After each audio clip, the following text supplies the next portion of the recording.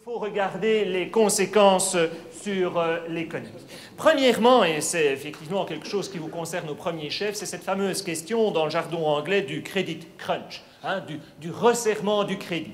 Je n'aime pas trop cette expression parce qu'elle ne regarde qu'une réalité de la chose. L'économiste basique que je suis, et peut-être avez-vous déjà entendu parler de ce genre de concept, c'est quoi? C'est offre et demande. Le credit crunch, c'est ne regarder que le côté de l'offre, en disant les banquiers vont serrer le crédit.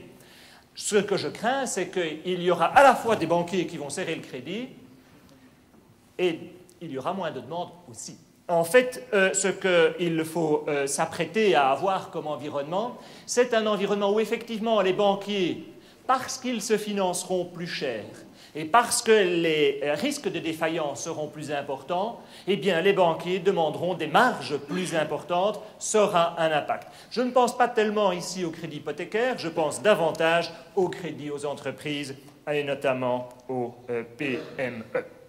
Donc, nous allons vraisemblablement assister à ce resserrement dans l'octroi du crédit, mais nous allons aussi avoir tout simplement, mais aussi malheureusement, une réduction de la demande des entreprises. Des entreprises qui voient bien qu'aujourd'hui, eh bien, les carnets de commandes se vident, ils voient bien qu'elles auront à court terme des équipements inutilisés, qu'il ne s'agit donc pas d'investir dans de nouvelles capacités.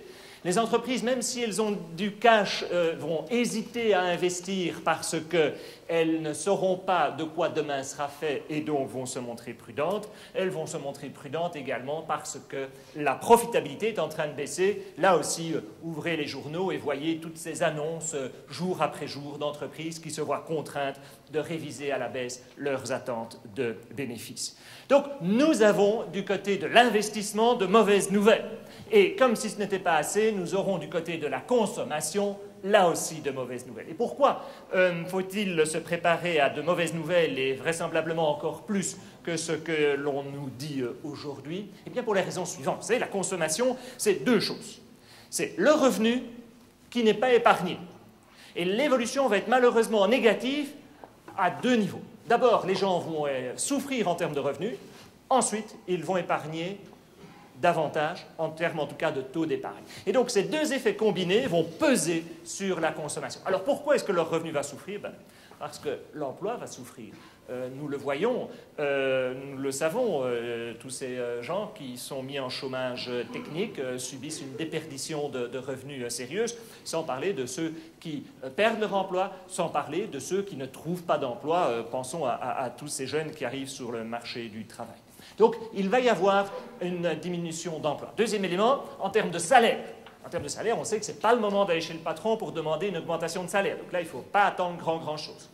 Troisième élément sur le revenu, eh bien, tous les gens qui complétaient leur revenu du travail par un dividende fortis ou dexia, eh bien là, malheureusement, c'est autant de revenus du capital en moins. Ça va également peser donc sur le revenu disponible des ménages. Mais ce n'est pas tout. Ce n'est pas tout. Parce que outre cette dimension du revenu qui va souffrir, il y aura une augmentation du taux d'épargne. Imaginez bien la personne de 55 ans qui avait constitué une petite épargne en vue de la retraite. Eh bien, elle se dit, j'ai encore quelques années de travail, maintenant que mon bas de laine a fondu pour les années où je serai à la retraite, eh bien, je vais ajuster ma consommation dans l'espoir de reconstituer, en tout, c'est peut-être illusoire, en partie mon épargne. Je vais donc épargner davantage. Ils vont épargner davantage aussi les gens parce qu'ils vont craindre pour le travail et parce qu'ils vont craindre pour le financement à moyen terme. On entendait parler il y a un instant de ces dimensions de pension. Eh bien, ils vont craindre pour leur pension dite du premier pilier. Ils ont perdu dans leur pension du deuxième pilier, ils vont craindre pour leur premier pilier. Et pourquoi vont-ils craindre? Parce qu'ils ne sont pas sots.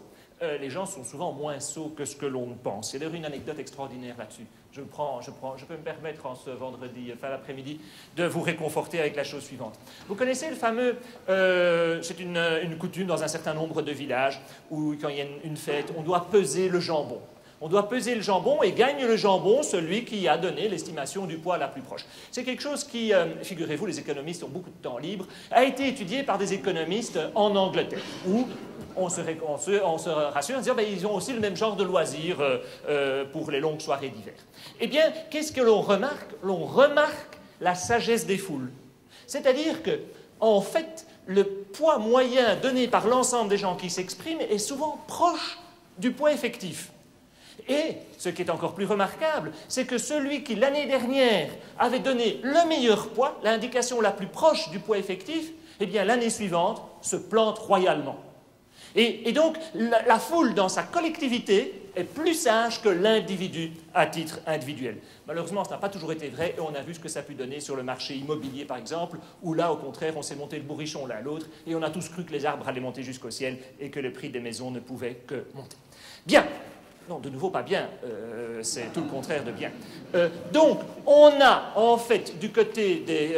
je ne perds pas le fil de mes idées, du côté des pensions, nous allons avoir une inquiétude. Les gens réalisent bien que la crise que nous vivons, c'est une crise qui va affecter la croissance économique, qui va faire monter le déficit public, qui va donc faire en sorte que nous serons moins bien préparés en 2012 ou 2015, quand nous absorberons pleinement ce choc du vieillissement démographique que nous savons, qui est écrit dans les astres, puisqu'il correspond au baby-boom qui a suivi la Seconde Guerre mondiale. Donc, nous avons du côté de l'épargne une évolution qui va être défavorable. On va vers des difficultés économiques, mais il ne faut pas pour autant être trop sombre. Je m'en voudrais de vous laisser partir en week-end avec un scénario aussi sombre. Oui, la situation est plus embêtante que ce que l'on ne pouvait penser il y a encore peu. Elle est très nettement inquiétante, et je l'avoue très modestement, à titre personnel, je me suis trompé. Jamais je n'aurais pensé à un tel ralentissement de l'activité économique il y a de cela encore 12 mois. On se console en disant qu'on est en bonne compagnie ou que d'autres se sont encore davantage trompés. Peu importe, ce sont de mauvaises excuses. Je me suis trompé. Mais donc, cette crise, elle va être profonde. Elle ne va pas non plus, il ne faudrait quand même pas exagérer et passer d'un excès à l'autre, nous ramener en 1929. Sur le plan macroéconomique, il faut voir qu'on va pouvoir bénéficier de l'un ou l'autre facteur de compensation, et notamment la diminution du prix des matières premières.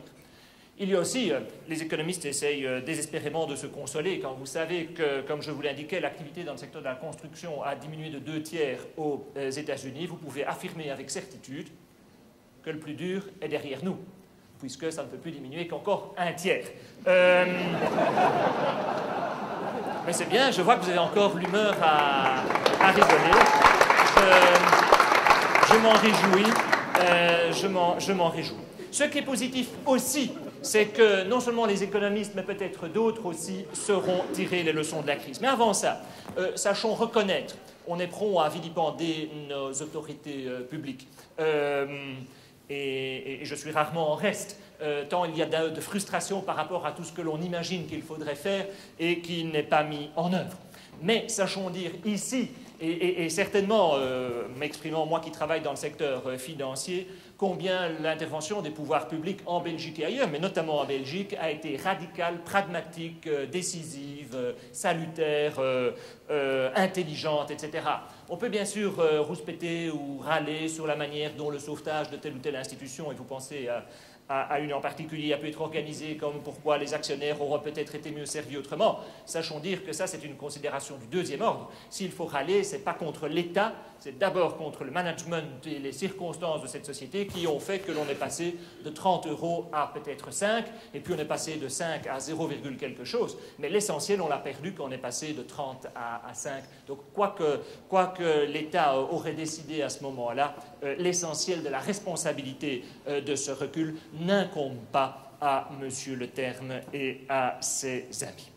Bien, on va savoir, je l'espère du moins, tirer certaines leçons, à la différence de cette citation que je vous donnais de 1907, qui pourrait laisser penser que décidément l'homme est un drôle d'animal, un âne immortel qui ne retiendrait décidément jamais aucune leçon, puisqu'il retomberait dans les mêmes travers que ceux qui l'ont fait souffrir antérieurement. C'est vrai, mais je pense que certaines leçons sauront être tirées, à commencer par les dimensions de gouvernance des entreprises et de gestion des risques par un certain nombre d'institutions financières. Penser qu'une institution suisse comme UBS a pu investir comme ils ont investi, c'est à désespérer de la Suisse. Bien, non pas bien, c'est mon leitmotiv. Hein. nous ne sommes pas en 1929. Nous ne sommes pas en 1929 parce que, notamment, les autorités publiques sauront se montrer nettement plus pragmatiques. Elles l'ont fait, elles sauront le faire encore davantage.